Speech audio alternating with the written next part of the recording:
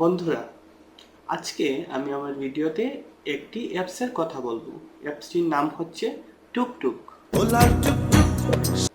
একটি গানের কথা মনে পড়তেছে। আরে না, টুকটুক না, অ্যাপসের নাম মেবি ঘড়ির টিকটিক না ঘোড়ার টকবক। না না, অ্যাপসের নাম হলো টিকটক। আসসালামু আলাইকুম ভিউয়ার্স, আমি শাহান। আপনারা দেখছেন টেকনোরহিত ইউটিউব চ্যানেল। চলুন শুরু করা যাক।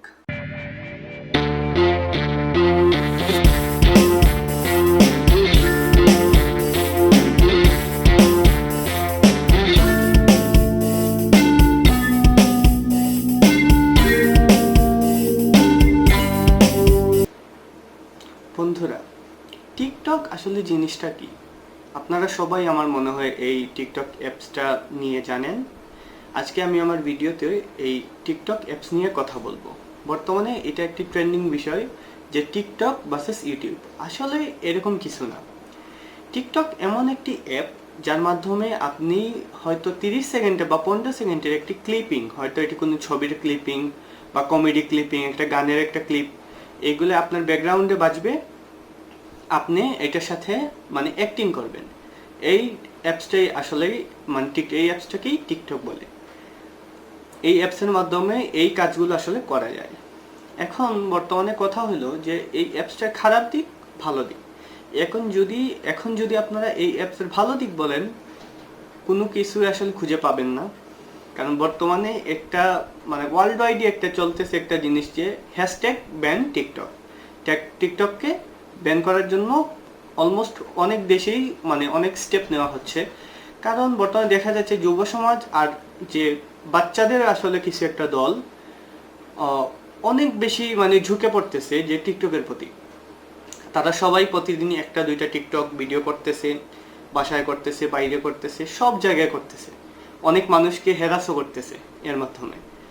এখন কথা হলো যে এরকম কেন? আসলে এটা একটি ট্রেন্ডিং এ পরিণত হয়েছে যে সবাই এই টিকটকের ভিডিওগুলো অনেক বেশি দেখে। হয়তো কমেডি থাকায় বা অনেক অশ্লীলতাও আছে, এটাই বলতে হবে। যার জন্য আসলে এটা একটি নেগেটিভ জিনিসে পরিণত হয়েছে বর্তমানে আমাদের সমাজে। এটা অনেকে অবশ্যই দেখলাম যে অনেক জায়গায় কমেন্টও করছে যে এটা করোনা ভাইরাস থেকেও অনেক ভয়ঙ্কর একটা, যেটা মানুষের ভিতরে অনেকভাবে মানে ছড়িয়ে পড়ছে বর্তমানে। এখন কথা হলো যে আমার ওপিনিয়ন টিকটক নিয়ে কি, যদি আপনারা ভিউয়ার্সরা বর্তমানে যারা আছেন হয়তো অনেকে টিকটক ইউজারও হবেন, যদি ইউজারও হন অবশ্যই আমি বলবো যে আমার ভিডিওটা আপনারা আজকে দেখেন। আর অবশ্য টিকটক নিয়ে কোনো কিছু জানেন না তাদেরকেও রিকোয়েস্ট করবো যে আমার ভিডিওটা দেখেন। তার যদি দেখার পর আপনারা সবকিছু বুঝতে পারবেন যে টিকটক নিয়ে আসলে কি হয়েছে বা জিনিসটা কি। এখন কথা হইলো যে এটার মাধ্যমে কি আদৌ কোনো অ্যাক্টিং কোয়ালিটি বা কোনো মানুষের ট্যালেন্ট কি ফুটে তোলানো সম্ভব? এক কথাই আনসার দিব না। কারণ একটা 15 সেকেন্ডের একটা ক্লিপ, 30 সেকেন্ডের একটা ক্লিপ, যার মধ্যে আপনার নিজেরও ভয়েস থাকবে না, নিজেরও কোনো কিছু থাকবে না, কিছু ফিল্টার থাকবে এবং ব্যাকগ্রাউন্ড মিউজিকটা দিয়ে আপনি শুধু লিপসিং করবেন বা কোনো একটা কাজ যা ভিডিওতে থাকবে বা ওই ছবি বা মুভিতে ছিল ওই রকম আপনি কিছু করে দেখাবেন, পিছনে ব্যাকগ্রাউন্ড মিউজিকটা বাজবে, দ্যাটস ইট। এখন কথা হইলো যে একটা 30 সেকেন্ড যদি ধরেন আমার ভিডিওটা আমি বলি যে আমার ইউটিউবে আমি ভিডিও করি, এখন যে আমি ভিডিওটা করতেছি আমার হয়তো অনেক সময় আমি অনেক কিছু ভুলে যাব, এর জন্য আমার অনেক রিটেক নিতে হবে, ছোট ছোট ছোট অনেক রিটেক আমার নিতে হবে। সেই রকম একটা 10 সেকেন্ড 15 সেকেন্ডের একটা ক্লিপে যদি আপনি কি দেখাতে পারবেন, আপনার কি অ্যাক্টিং কোয়ালিটি আপনি কি দেখাবেন? সো এই জিনিসটা আসলে টোটালি আসলে বলবে অ্যাক্টিং কোয়ালিটি বেটার করে বা ট্যালেন্ট ফুটে তুলে, সামান্য এক কথাই এটা মিথ্যা মিথ্যা কথা। কারণ এটার মাধ্যমে কোনো ট্যালেন্ট ফুটে উঠবে না।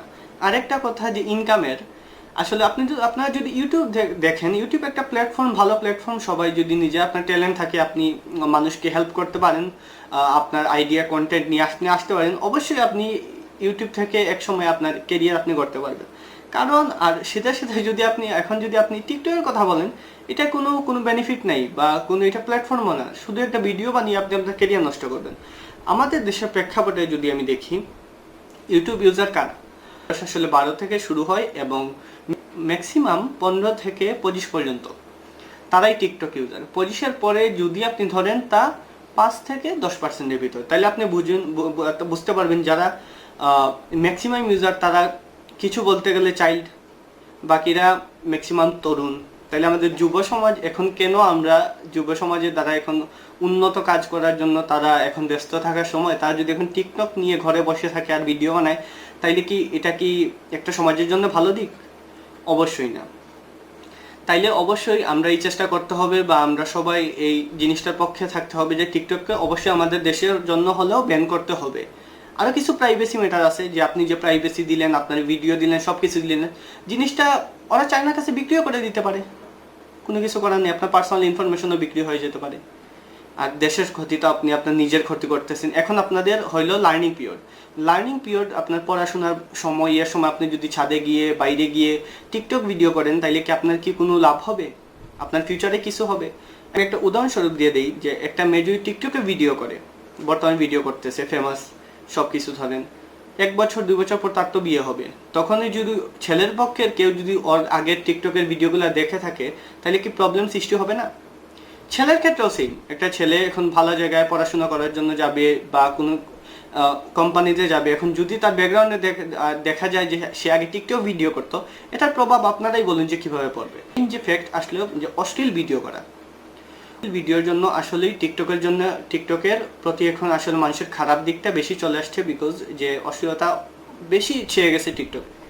কিছু কিছু জিনিসের ফিল্টার আছে, দেখলাম যে মানুষের গান প্লে করার পর একটা সময় যে মানুষের যে শরীরটা আছে ওইটা ব্লারে পরিণত হয়। এই সুযোগে ছেলেমেয়েরা বা বাইরে এসে আমাদের দেশি অনেক পাশের দেশেরও কি করে, ওই ফিল্টারটা অন করে তারা যখন গান বাজায়, অনেক সময় ওনারা যে কাপড় ওপেন করে ফেলে, কাপড় খুলে ফেলে, ওই সময় অনেক সময় কিন্তু ফিল্টারটা কাজ করে না। তখন কি হয়, ওনাদের যে প্রাইভেসি সব কিছু ছিল, সব কিছু তো সাথে সাথেই নেটে চলে গেল। সো এই জিনিসগুলো, কত স্পর্শকাতর জিনিসগুলো অবশ্যই আমাদের মাথায় রাখতে হবে, আমাদের সমাজের কথা মাথায় রাখতে হবে। সব দিক দিয়ে যদি আপনারা একটা বিচার করেন যে আপনারা মানে টিকটককে ব্যান করতেই হবে। এখন যদি আমরা প্লে স্টোরে টিকটকের রেটিংসের কথা বলি, এটা এত নিচে আস্তে আস্তে মানুষের জন্য নামতেছে যে এখন এত নিচে কি নেমে যাওয়া যায়, যে যতটুকু আসলে টিকটক নেমেছে। এখন আপনারা বুঝেন, এখন ডিসিশন আপনাদের কাছে যে আপনারা কি করবেন। যদি আপনারা প্রোটেস্ট করেন, অবশ্যই টিকটক কর্তৃপক্ষ জিনিসটা বুঝবে, তাদের কি করণীয়, তারা সামনে কি করতে পারে এটা তারা বুঝবে, এবং তারা যে বিভিন্ন দেশের সমাজে যে একটা খারাপ দিক চলে আসতেছে, এই জিনিসটা অবশ্যই আমি মনে করি যে টিকটকের যে ক্রিয়েটর আছেন বা যারা মডিফাইড করেছেন, তারা অবশ্যই জিনিসটা বুঝবে। আমার এই ভিডিওটা করার একটাই উদ্দেশ্য, যে আপনাদেরকে আমি সচেতন করব যে এই জিনিসটা আপনারা ইউজ করবেন না। আপনারা ভালো দিক দেখেন, আপনারা এখন পড়ালেখার সময়, যে তরুণ সমাজ এখন পড়ার সময়, আপনার অনেক কিছু লার্নিং পিরিয়ড, আপনারা অবশ্যই এই জিনিসটা ভালো করে আপনারা কাজে লাগাবেন। আপনি কেন একটা অ্যাপসের মধ্যে 30 সেকেন্ডের জন্য আপনি 2-1টা ভিডিও দিয়ে ফেমাস হয়ে গেলেন, না জানে আপনি কি, আসলে আপনি কিছুই না। আপনি 20 সেকেন্ডের জন্য ফিল করবেন যে আপনি ওই নায়ক হয়ে গেছেন যে ব্যাকগ্রাউন্ডে গানের জন্য, বাট আপনি নিজেকে দেখেন যে আপনি তো ওই পজিশনে না। আপনার ফ্রেন্ডসের কাছে, ফ্যামিলির কাছে আপনি আরও নিচে নামতেছেন এরকম ভিডিও করে। সো এই জিনিসটা আপনাদেরকে বুঝতে হবে, আপনার নিজের ভালো নিজে বুঝতে হবে। এবং অবশ্যই আমরা সবাই হ্যাশট্যাগ ইউজ করব যে ব্যান টিকটক ইন বাংলাদেশ। আমাদের দেশে অবশ্যই টিকটকটা ব্যান করতে হবে, এবং আমাদের জন্য ভালো কিছু শিখে এই জিনিসটা আমরা অবশ্যই দেখতে হবে। আশা করি যদি আমার ভিডিওটা আপনাদের ভালো লাগে, অবশ্যই লাইক দিবেন এবং অবশ্যই সাবস্ক্রাইব করবেন আমার চ্যানেল। আর যেখানে আছেন সবাই ভালো থাকবেন, সুস্থ থাকবেন, টেকনোলজিতে সাথেই থাকবেন। আল্লাহ হাফিজ।